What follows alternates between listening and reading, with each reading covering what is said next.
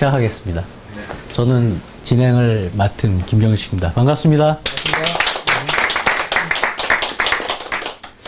먼저 지난주 과제를 했던 그 물건을 선정한 부분을 우리가 했고요.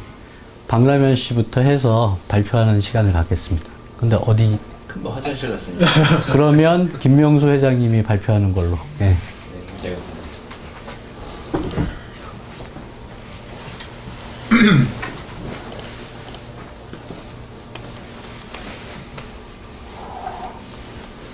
먼저 사건 번호 2015 타경 10900. 네, 이 물건은 이제 부산 해운대구에 위치하고 있는 물건을 한번 물색을 해봤습니다.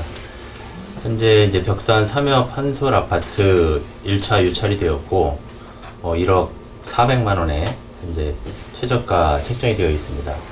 현재 주거는 임차인은 현재 없는 상태고, 채권 자가 그대로 현재 상주하고 있는 걸로 보여집니다.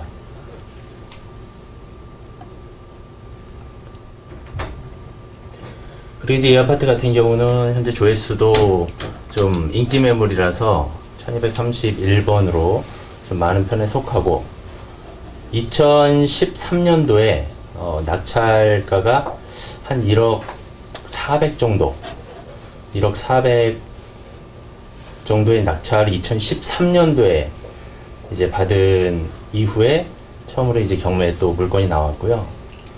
현재 시세는 1억 3,500에서 1억 4,400까지 현재 이루어지고 있습니다. 그리고 전세는 약 한 8천만 원 정도 현재 소요되고 있고, 요거를 입찰 예정을 한번 계산을 해봤는데, 인근 이제 낙찰 사례를 통해서 제가 예상한 거는 한 89% 정도, 89% 정도 예상을 하고 있습니다. 89%면은 감정가 얼마죠? 한번 계산해 보시죠. 1억 3천에 89. 1억 3천이에요? 네. 1억 3천 곱하기 89%요? 1억 1,570.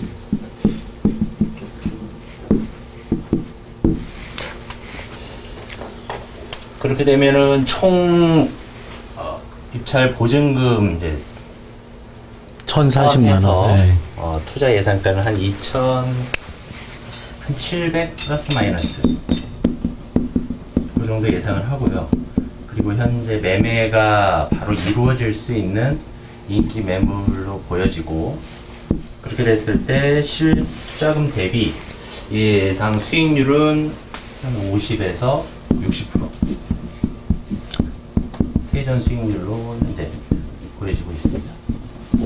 오늘 참가인 분들을 위해서 이제 세전 수익률이 50에서 60%면 1년 이내 팔게 되면 양도세가 나가요. 그러다 보니까 양도세 부분을 취득세를 빼고 한 45% 계산합니다. 그럼 세후 수익률은 한 30에서 35% 이 정도 되죠.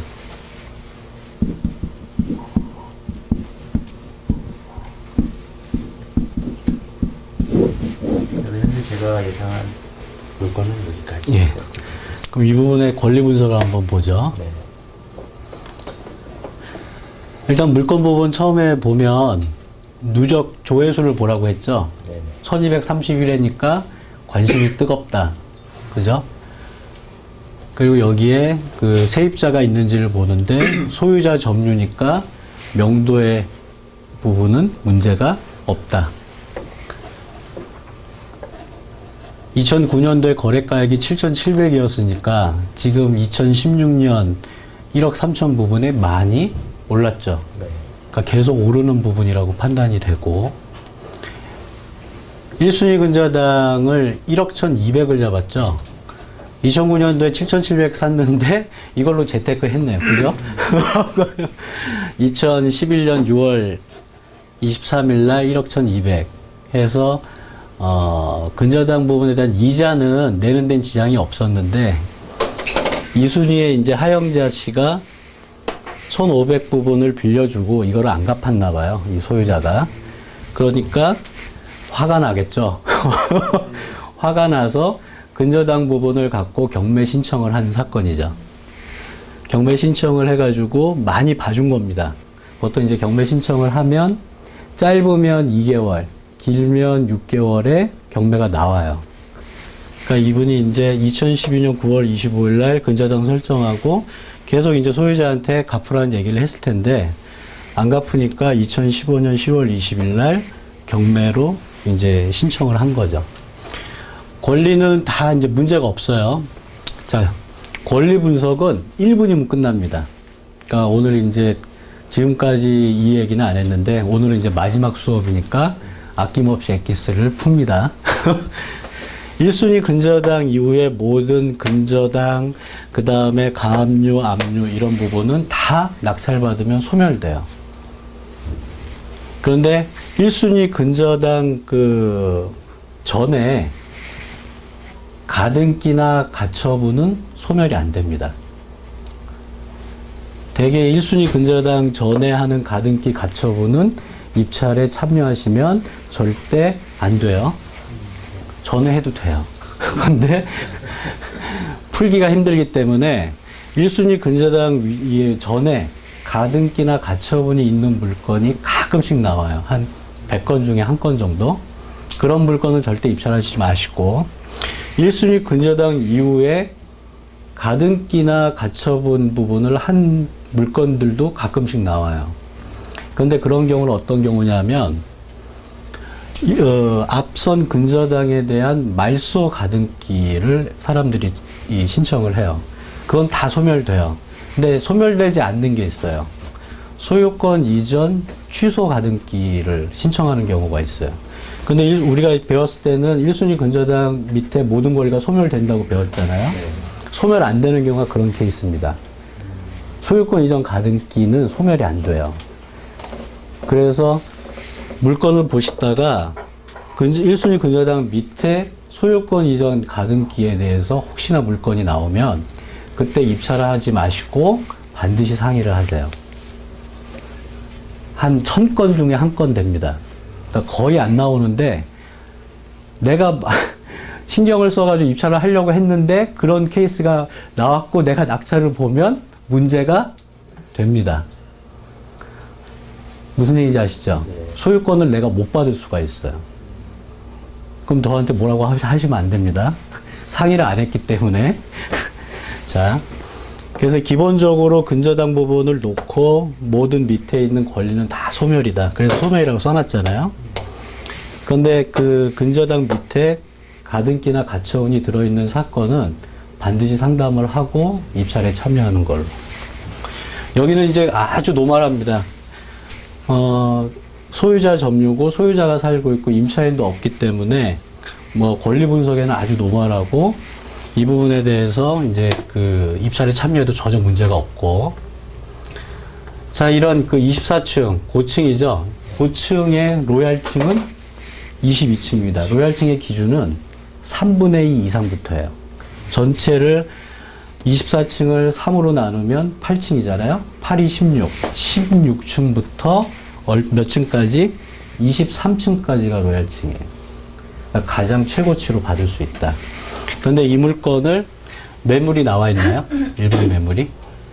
현재는 없죠.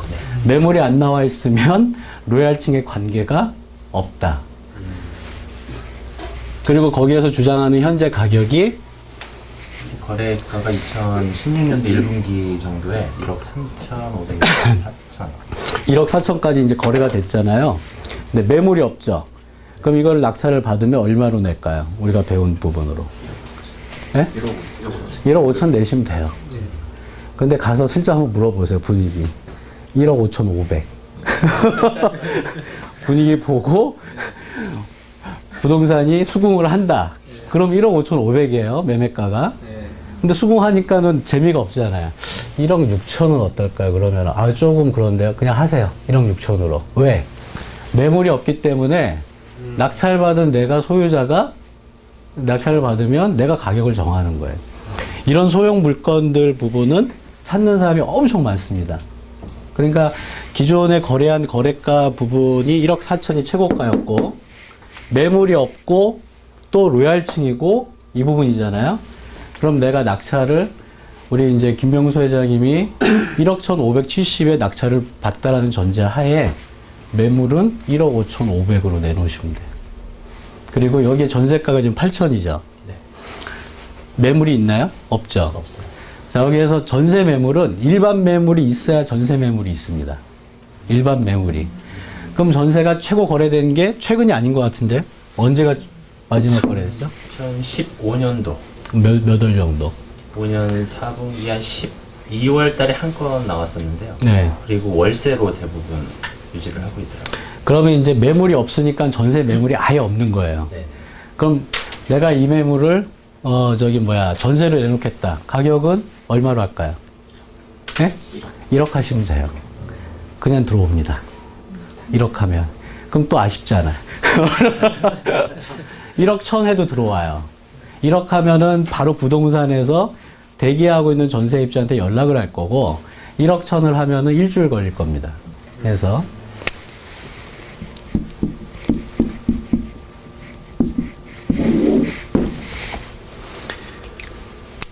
자, 그러면은 우리가 이제 이 부분에 대해서 낙찰가를 산정한 게 합당한지를 이제 분석하는 거예요. 전용 면적 59.92, 계약 평수는 20평대 초반이겠네요. 그죠?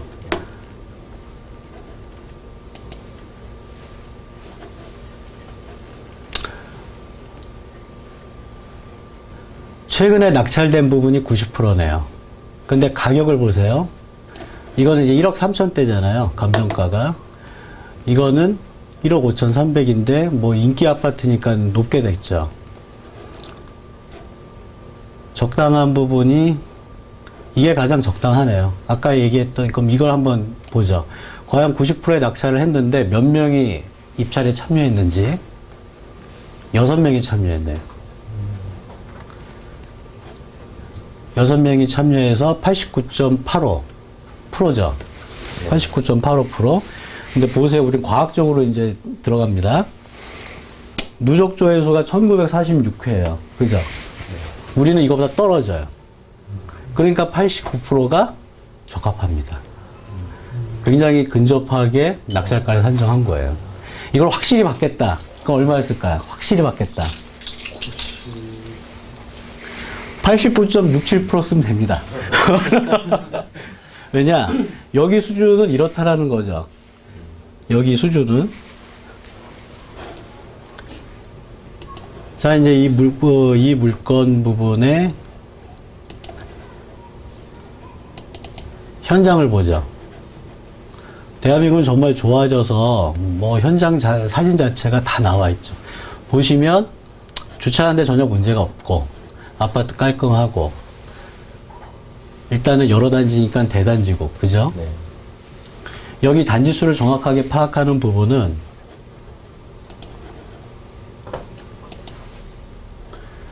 여기에 KB 국민은행 시세에 들어가면 단지수가 정확하게 나와요.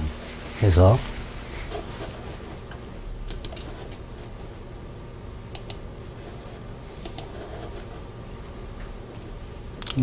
좋죠.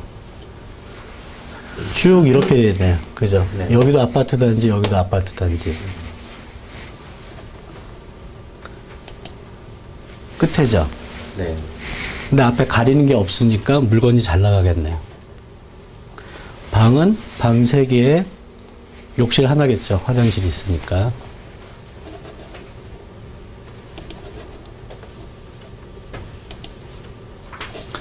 그런데 위치를 부산으로 선정한 이유가 있나요?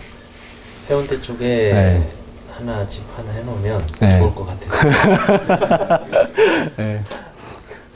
저는 부산 안 내려갑니다. 일단 부산을 왜 안 내려가겠습니까? 갔다 오면 하루를 소요해야 돼요. 머니까 안 합니다. 물건은 좋아요. 근데 머니까 안 합니다, 저는. 근데 부산에 한 채를 갖고 싶다. 괜찮죠? 받아가지고 1억 1,570에 받아서 1억 1,000에 전세 놓고 거의 투자금을 거의 회수하잖아요. 그리고서 이제 팔고 싶을 때 1억 5,500이나 6,000에 전세 끼고 매각 들어갑니다. 아주 괜찮은 부분이죠. 네. 예, 수고하셨습니다. 예.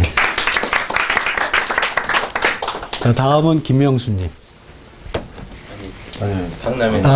박라면이. 예.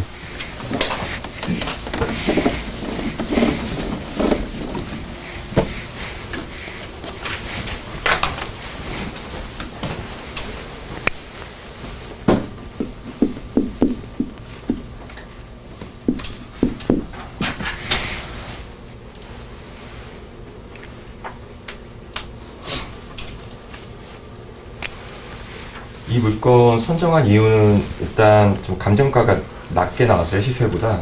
그래서 시세 차익을 충분히 볼 수 있겠다 생각이 들어서 선정했고요. 시세가 얼마죠? 지금 현재 KB 시세로는 평균가로 매매가 3억 9천, 그 다음에 전세가 3억 3,500 이렇게 되어 있습니다. 지금 3억 3,500. 근데 실매매가 거의 비슷하게 지금 2016년도 1월달에 3억 8,600, 네, 거의 비슷한 수준으로 지금 형성돼 있고, 전세는 3억 4,500까지. 전세는 3억 4,500까지 되어 있습니다. 매물이나 전세 물건 나와 있나요? 매매 물건은 좀 있습니다. 매매 물건은 지금 현재 부동산 알아본 결과 3억 9천에서 9,500까지 좀 나와 있는 게 있는데, 전세 물건은 아예 없습니다. 낙찰가가 전세가 전후면은 가장 베스트 하겠네요. 네. 그래서 지금 실제 인근 그 낙찰 사례나 이런 것들을 보면은요,